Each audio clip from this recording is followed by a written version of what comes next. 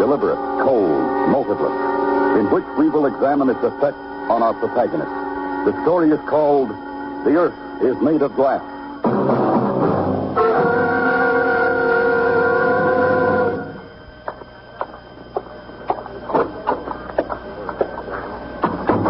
Good morning, Dr. West. Oh, good morning, Miss Adams. I brought down the night charts from the fourth floor. I know. Look them over. What sort of night did you have?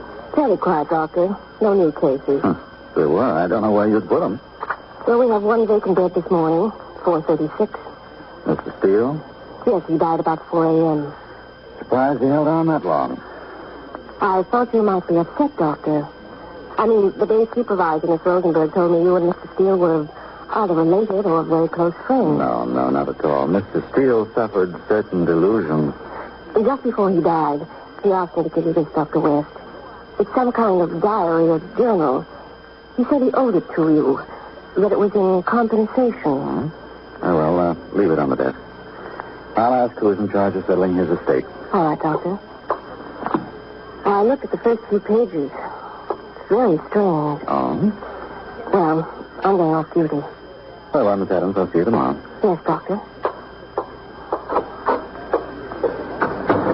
The Journal of Richard Thomas Steele. Strange. He tore out a good many pages. Everything up to July 26th. That's only a month ago. Why on earth do you leave it to me? Who do you think I was? Poor devil, there was certainly something torturing him. July 26th, an extremely depressing day. From early morning on, the air was hot, heavy, sticky. I stayed indoors.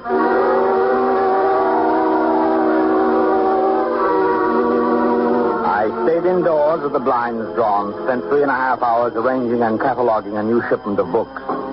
I must say, I gloated over the volume of Bacon, Gold Leaf Uncut, 1836, a treasure. In the afternoon, I ventured out to play chess with Elliot. He's an uninspired player and a worse conversationalist. I'm appalled that a man of Elliot's pretensions still wallows in 18th and 19th century thought patterns, twaddle, and sentimentality. He's totally out of step with the times, blindly determined to keep his mind closed to any developments in science. It was so apparent in that argument we had over Ralph Waldo Emerson. I noticed he had a volume of Emerson's essays, a cheap reprint, and I thumbed through it. There was one paragraph in the essay called Compensation, which especially annoyed me. I must have snorted because Eliot was instantly on the defensive. When I asked him if he actually believed such claptrap, he fairly leaped at me. Certainly, I believe there's compensation, Richard. Tit for tat, measure for measure, love for love. Whatever a man does comes back to him. Good for good, evil for evil. So that if I should commit a crime, I would of necessity be punished? In one way or another, yes. You mean that I would in some way suffer in compensation for my evil deed? Isn't that what Emerson says? I want to know what you believe. I believe what he says. Well, let's read what he says. Discounting the poetry and all the emotional overtones. Emerson says, commit a crime and the earth is made of glass. Commit a crime and it seems as if a coat of snow fell on the ground, such as reveals in the woods the track of every partridge and fox and squirrel and mole. You cannot recall the spoken word, you cannot wipe out the foot track, you cannot draw up the ladder, so as to leave no inlet or clue. Some damning circumstance always transpires. The laws and substances of nature, water, snow, wind, gravitation, become penalties to the thief. Well, Elliot, beautiful, isn't it? Don't be evasive, Elliot.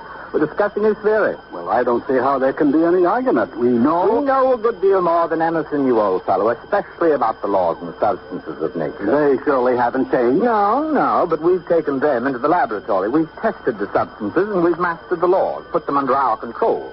The scientific method, Elliot. Why, it cancels out every word your friend Emerson wrote. The scientific method. Is it an open sesame to all knowledge?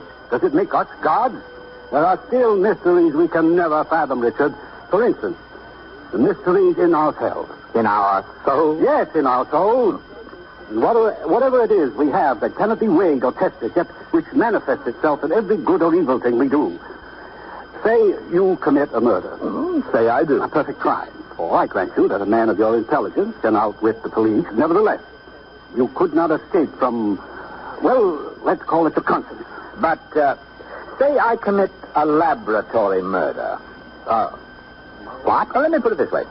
To catch a murderer, the police first set out to discover some connection between the murderer and his victim, which leads them to the motive of the crime. And when a murderer is caught by his own conscience, it is also through his connection with his victim, his emotional connection. But in a pure, abstract murder, one occurring in an emotional vacuum, the two participants would be connected only by the unadulterated act of killing.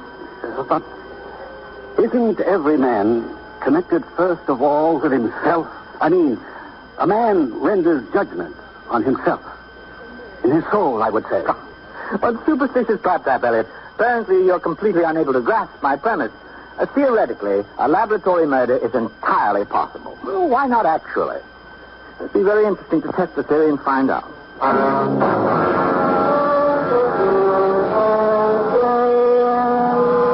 July 28th. The weather continues warm, humidity high.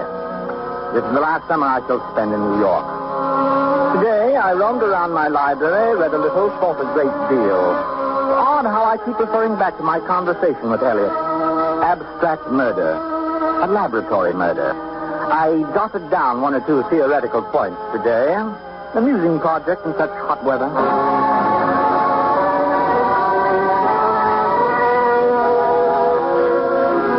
What utter nonsense to think of conducting a laboratory experiment in writing on paper. Well, it's a contradiction in terms. The core of the scientific method is to prove theory in life. So, let us proceed actually to create a pure murder. A murder committed, as I said to Elliot, in a material and emotional vacuum. A murder of someone with whom I have no connection, whom I have no possible reason to kill. But I will decide how to choose my victim after I've made all the other preparations and have purchased the necessary equipment.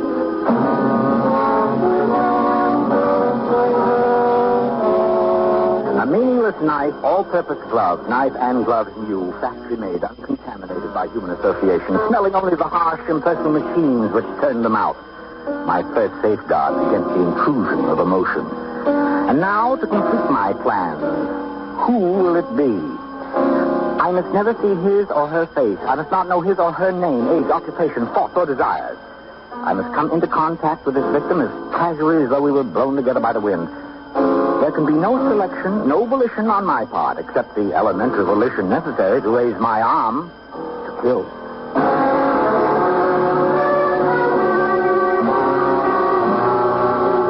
July 30th. The exact record of what has occurred. I must write it down now while it's fresh in my mind. I'll be absolutely precise and objective. Very well, then. At exactly 10 p.m. tonight, I left my house wearing the new gloves and carrying the knife in my right-hand coat pocket. I walked an undetermined number of blocks, turning corners at random, taking care to observe no street signs or landmarks. I observed only one thing, that there were many people on the street. In fact, I became aware that I was pushing through a rather dense crowd. I walked on with difficulty, but not once did I allow myself to become conscious of the exact nature of my surroundings. Then at last, I found my progress through the crowd blocked by what I can only describe as a human back. I raised the knife and drove it into the back with all my force. I continued walking without haste, pausing only a fraction of a second to hear. He's dead, yes. I paused just long enough to hear, thus confirmed my unqualified belief that without any possible consequence to myself, I had taken another human being's life.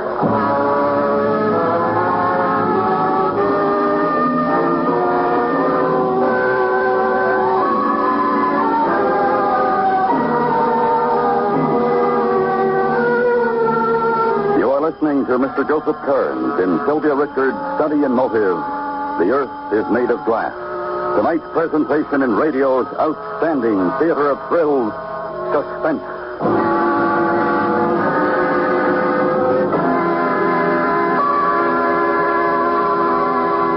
August 3rd. Yesterday I was unable to write in my journal because of the excessive heat and because I suffered from a headache and a vibration in my ears. Today I'm forcing myself to write, to have on record the final control in my experiment, my laboratory murder. To assure complete ignorance of the identity of my victim, I have read no newspaper and will not read any for a period of 2 or 3 weeks. Nor will I hold conversation with anyone apt to be morbidly interested in murder, as reported in the tabloid press.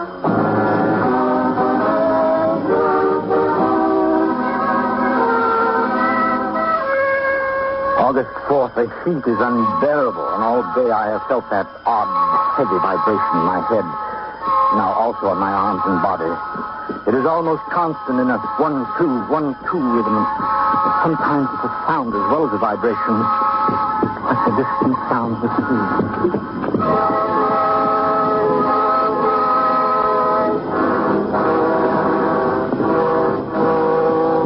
I must consult a doctor. Last night I was kept awake by the throbbing in my head, and toward morning I was subjected to a new agony. Very softly at first, but louder and louder, like voices heard in delirium. My head became filled with an almost hysterical babbling. Not for an instant have the voices stopped or even paused. It seemed as each time was a reverberation of my heart.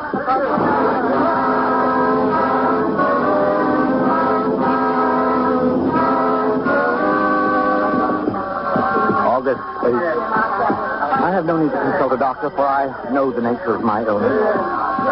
Last night, trying to drive the unspeakable uproar from my brain, I turned to music. But when I put the record on the machine, Schnabel's recording of Beethoven's F minor sonata, the Appassionata, the sound in the voices rose to a bedlam and the shrieking drowned out the music.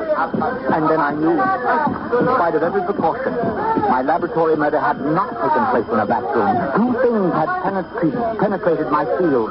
First, the voices echoing in my ears, the fragments of speech about a concert, are the same voices I heard in that crowd, rising again and again to the climax of a woman's scream.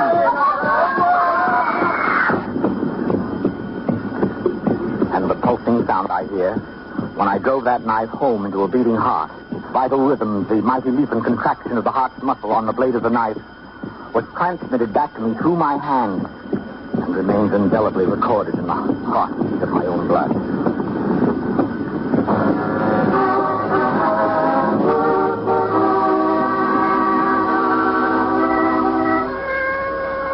August 11th.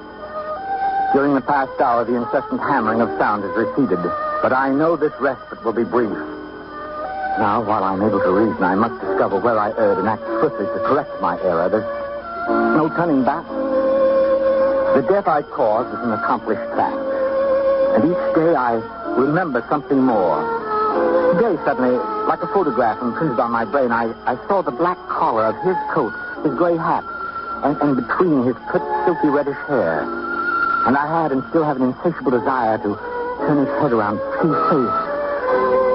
Perhaps there's only one course for me to take, to reverse my plan, learn everything about my victim, every possible detail, create for myself a total portrait, and then discard it in its entirety. Learn his name, age, address, all the statistics of his life. Oh, I beg your pardon, Miss Eyre. Where are the newspaper files? What dates did you wish to see? The week of July 30th. Which paper? The Times. I'll start with that. Now, just a moment. I want them for the whole week. Yes. Well, here are all the copies for July, bound, and these loose ones are August, so far. Oh, thank you. Now, don't take them out of the reading room and return them to the desk when you're through, please. Yes, thank you, I will.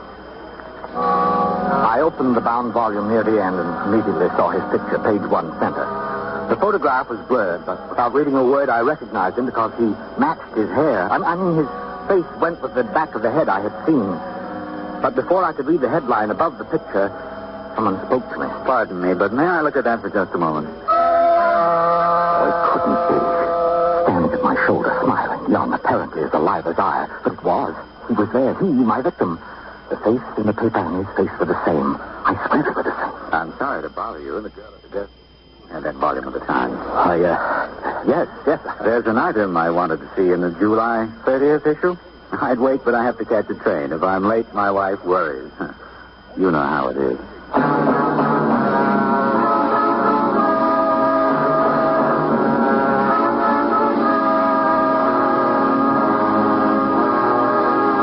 Late, my wife worried.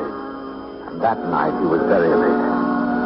Somewhere, she's still waiting. Is that what he wanted me to know? Oh, but this is madness, hysteria. Merely coincidence. The man in the library looks so much like him. He's dead. I know he's dead, and the dead neither walk nor speak. I must believe that. And I must go back to the library and find out where he lived, who and what he was.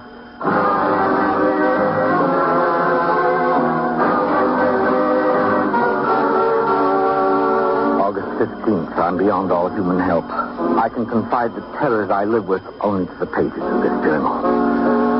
Today I went to Riverside, to a quiet street where he had lived, a tree-lined street running down to the Hudson River. I walked past his house, number 246 Palisades Road. A young woman on the front porch was trimming a morning glory vine. I ached to speak to her and ask her name, but the words stuck in my throat. I walked on. Then at the next corner, it happened again. I had paused at the curb when he came up behind me. Pardon me, did you see the bus go by? The bus. Yes, the bus for Columbia. Say, what's wrong? Are you ill? No. I'm all right. You look like you're about to faint. I live right near here. If you want to lie down... No, please, I'm all right. My house is just down the block. Please, no, Well, it's up to you. I can't make you come, but I hate to see you suffer needlessly.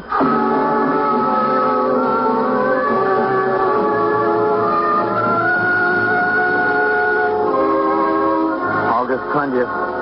He doesn't like to see me suffer. Yet because of him, there isn't one day, 1 hour when I'm free from despair and fear. Yes, I accept him now. The dead do walk and speak. At least one dead man does. Whether actually or in the madness of my brain, I do not know. I only know that if I venture out of my house, inevitably he finds me. Sometimes he follows at a distance, sometimes waits ahead of me and beckons, and sometimes he meets me face to face as he did 2 days ago. I was going home and I stopped at the corner drugstore. Evening, Mr. Steele. Malted? No. I'll have a cup of coffee. Sure thing. Here, this stool's vacant next to this gentleman. Thank you.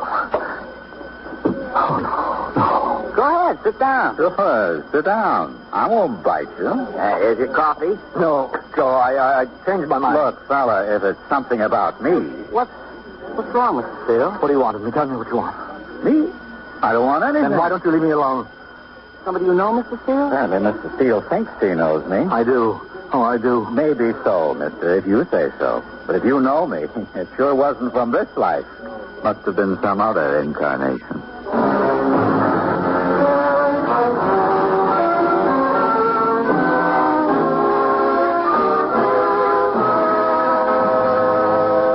August 26th. What will you have, quoth God? Pay for it and take it.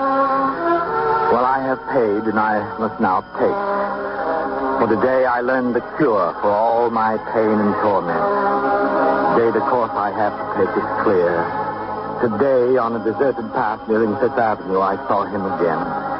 He was coming directly toward me. I waited. I didn't even try to escape. Wait, I must ask. Ask me what? Only one question. I have to know. I'm not sure I understand. We don't have to play games or pretend. I accept you. You're real. Yes, I guess I'm real. And only you can give me the answer. Why me? Please, I can't stand much more. Can't you see?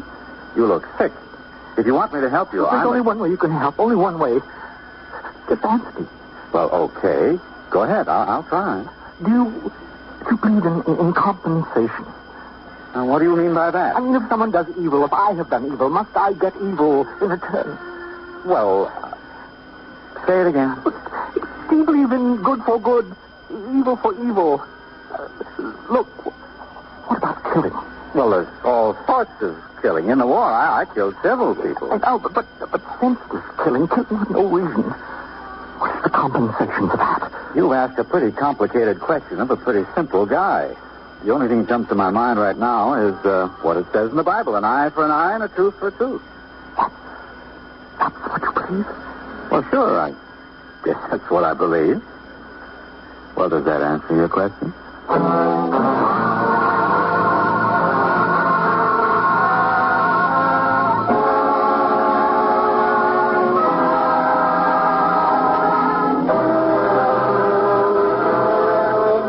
An eye for an eye, a tooth for a tooth. Command. The price asked by the only one who can ask it. Well, I'll pay. For I've learned that no event between two human beings can happen in a vacuum. We're all enmeshed, bound together through our blood in a pulsing net. And if one of us does violence to another, he does violence to himself. Very well. This price I'm glad to pay. I'm glad to die for his death.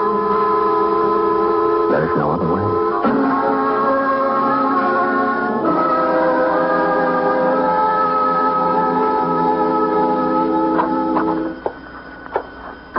Hello, Mr. Steele. Are you awake? In the hospital. How do you feel? But I have to die. Not if we can keep you from it. I have to. Well, you did your best. And what a silly way to do it with a butcher knife. I tell you, you have to let me die. Where's the doctor? Now lie down, Mr. Steele. The doctor will be here in a minute. I have to make him see. I promised. You promised? Oh, here's the doctor now. Dr. West, I'm having a little trouble. Trouble, Mr. Rosenberg? What seems to be the matter? You. Forgive me. I tried to do as you said. I tried to die. Look, tell her, please, go away and leave me alone. I promise I'll die.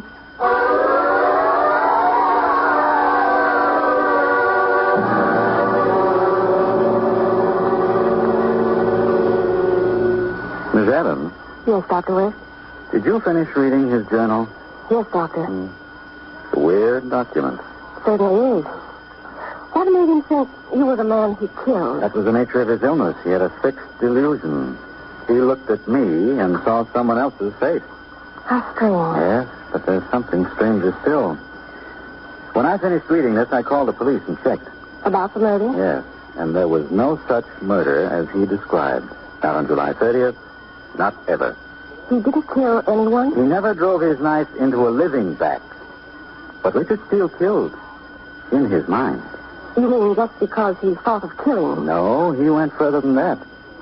He selected his victim. Who? The man whose picture was in the paper. I looked it up. It was on the front page of the book review section, the photograph of an author. Someone he wanted to kill? Yes. And even for that crime, because he wished for someone's death. The earth was made of glass. There was full compensation. Whose death? Who was it? The author of a new biography called Ralph Waldo Emerson in Our Time. And who was it by? The author was Richard Steele himself.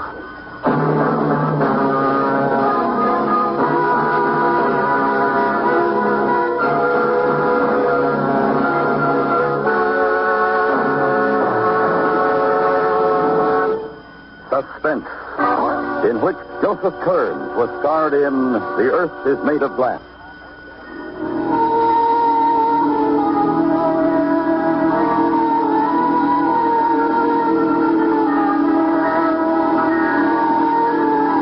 This is the United States Armed Forces Radio Service.